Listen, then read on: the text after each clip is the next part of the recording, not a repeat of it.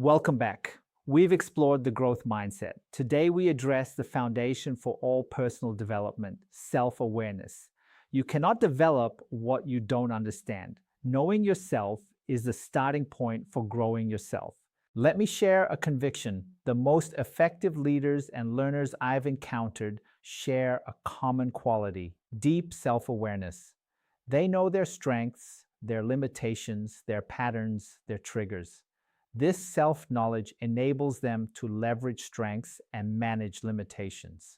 Tasha Eurich, an organizational psychologist who has researched self-awareness extensively, found something sobering.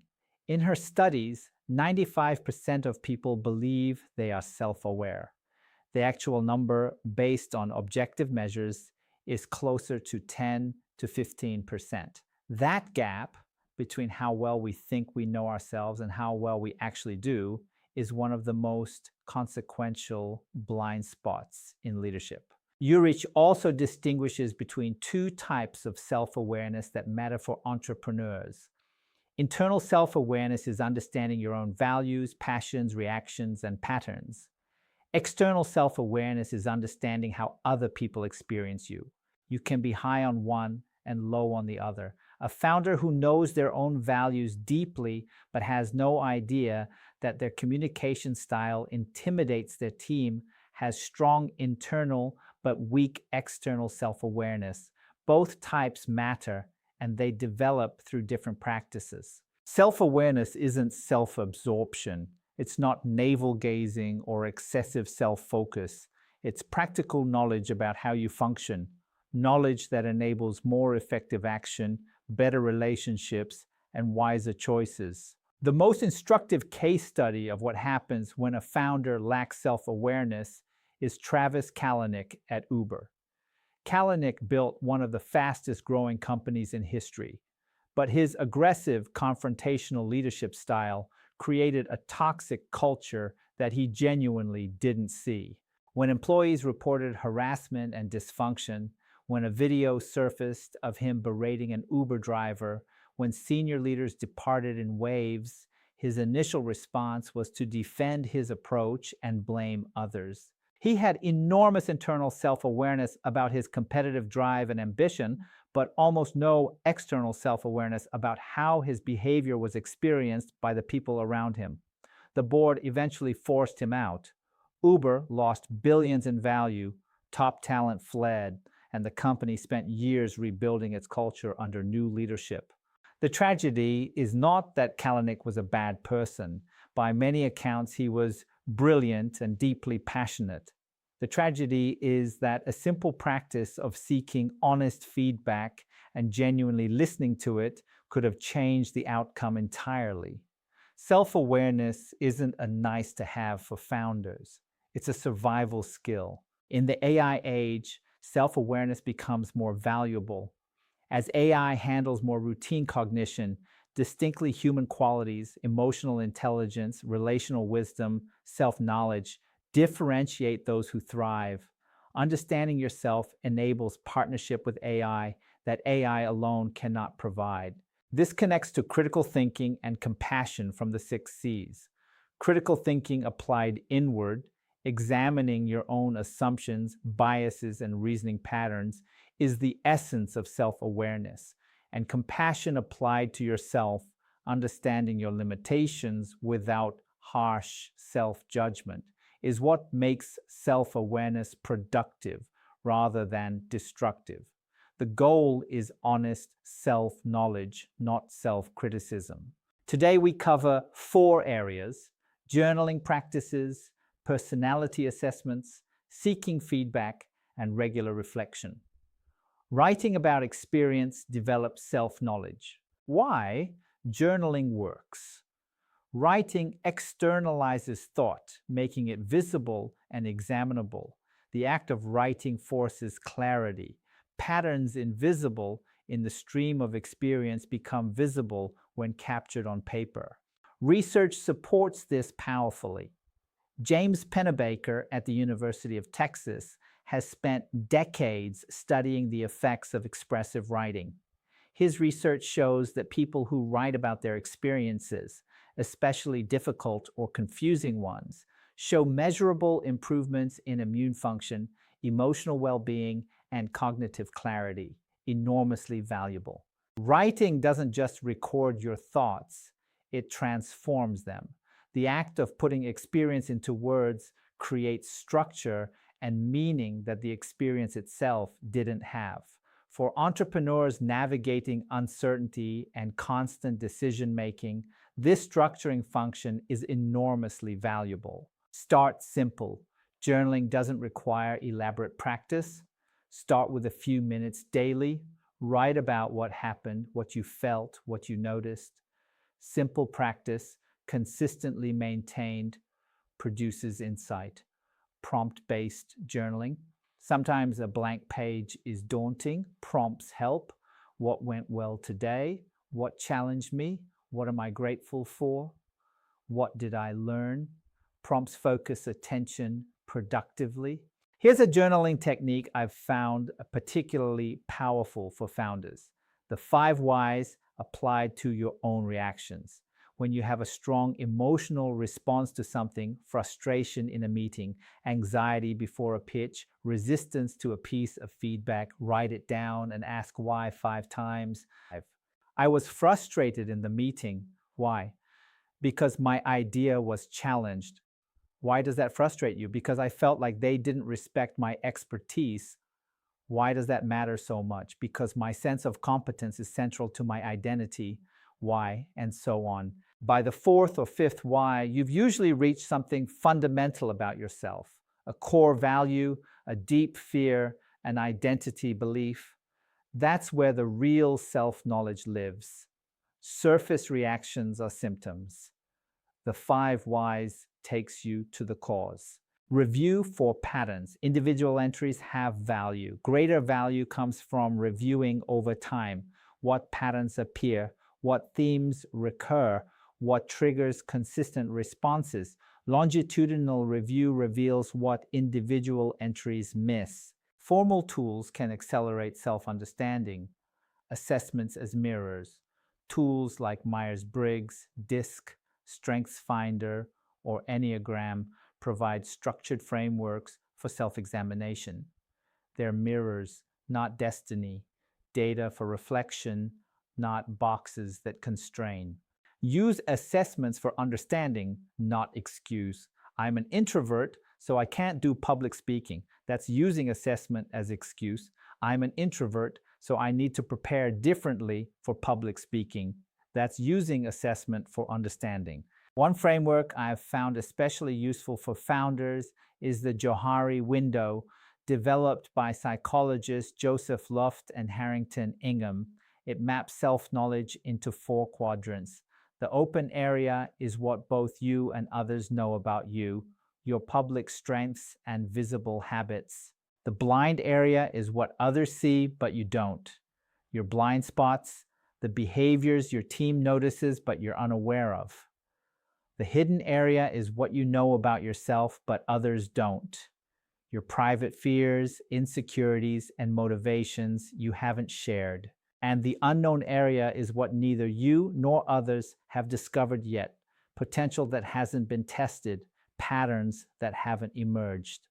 The goal of self-awareness work is to expand the open area by seeking feedback to reduce blind spots and selectively sharing to reduce the hidden area. When your team understands you better and you understand yourself better, collaboration improves dramatically.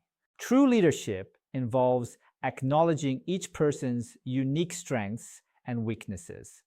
Just as assessments help you understand yourself, they help you understand others. The goal is not to label, but to understand, to see what each person brings and what each person needs. Others see what you cannot see yourself. Blind spots are real. You have patterns, habits, and impacts visible to others, but invisible to you. Feedback from others illuminates these blind spots. Without external input, self-awareness is incomplete. Create feedback-rich environment. Don't wait for feedback to find you. Ask for it actively. After presentations, meetings, or projects, ask what worked, what could I improve? Regular requests normalize feedback. Here are specific techniques that produce better feedback than the generic, "Do you have any feedback for me?" First, ask about specific situations rather than general performance. In yesterday's investor meeting, how did I handle the question about our burn rate? This gives people a concrete moment to evaluate rather than asking them to summarize your entire personality. Second, ask, what's one thing I could do differently, rather than how am I doing? The single item request is less overwhelming and produces more honest answers. Third, create a feedback ritual with your co-founder or a trusted colleague. Every Friday, you each share one observation about the other's week. When feedback becomes routine, it loses its threatening quality and becomes simply information. Make it safe to give you honest feedback. If people fear your reaction, they won't be honest. Receive feedback gracefully, thanking rather than defending, inquiring rather than arguing. Your response to feedback determines future feedback quality. Listen for patterns. Single pieces of feedback may be idiosyncratic. When the same feedback appears from multiple sources, pay attention. Patterns in feedback reveal important truths. Act on feedback. Seeking feedback without acting on it is hollow. When you hear consistent feedback, create development plans. Show people their feedback matters by changing. Habitual reflection integrates experience into learning. Experience alone doesn't develop. You can have 10 years of experience or 1 year repeated 10 times. The difference is reflection. Reflected experience produces learning. Unreflected experience produces habit. The US military developed a practice called the after-action review that has been adopted by organizations worldwide, and I believe every startup should use it. After any significant event, a product launch, a major pitch, a hiring decision, a difficult conversation, gather the relevant people and answer 4 questions. What did we intend to happen? What actually happened? Why was there a difference? What will we do differently next time? This takes 30 minutes and produces more learning than weeks of unreflected work. The key is doing it consistently and honestly. The after-action review only works if people feel safe admitting what went wrong, which circles back to the psychological safety we've discussed in earlier sessions. Build reflection into routine. Daily, weekly, monthly, annually, build reflection rituals into your calendar. What worked this week? What did I learn this month? How did I grow this year?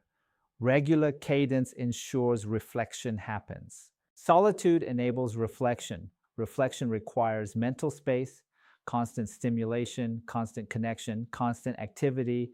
These prevent the solitude where reflection happens. Protect time for quiet thought. For Kazakhstan entrepreneurs, self-awareness carries cultural dimensions worth considering. In collectivist cultures, identity is more closely tied to group membership, family, community, professional network, than in individualist cultures where identity centers on personal attributes.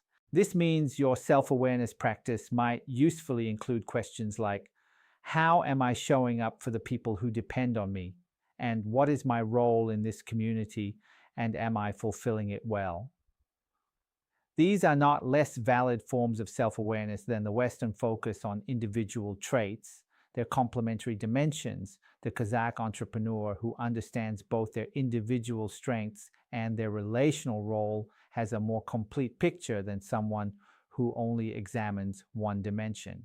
The inquiry approach develops metacognition, awareness of one's own thinking. When students learn to reflect on their questions, their learning processes, their understanding, they develop self-awareness as learners. The concept of super self-directed learning requires deep self-awareness.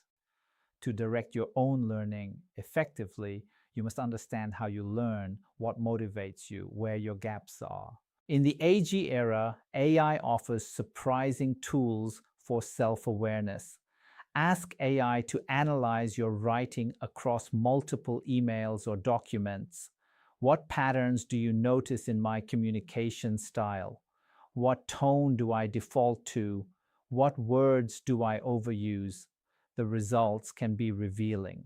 Use AI to role-play difficult conversations before you have them, not just to prepare your arguments, but to notice your own emotional reactions during the practice.